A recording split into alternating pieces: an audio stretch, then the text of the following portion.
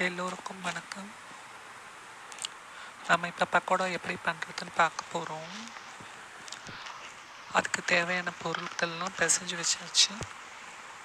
அடுப்பு பற்ற வச்சு வானலை வச்சு எண்ணெய் ஊற்றி கடாயில் அதை எடுத்து நம்ம பக்கோடாவாக போடுறோம்.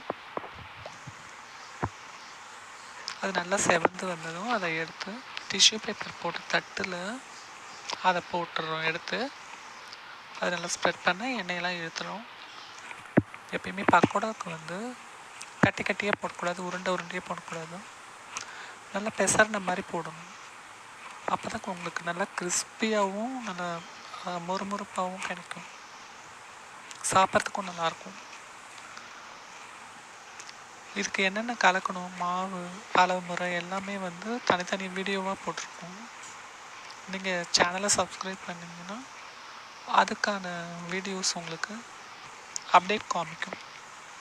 அதனால் மறக்காமல் சேனலை சப்ஸ்கிரைப் பண்ணுங்கள். உங்களுக்கு இந்த வீடியோ பிடிச்சிருந்தா லைக் பண்ணுங்கள், ஷேர் பண்ணுங்கள், கமெண்ட் பண்ணுங்கள். நன்றி, வணக்கம். மீண்டும் சந்திப்போம் வேறு ஒரு ஸ்நாக்ஸுடன்.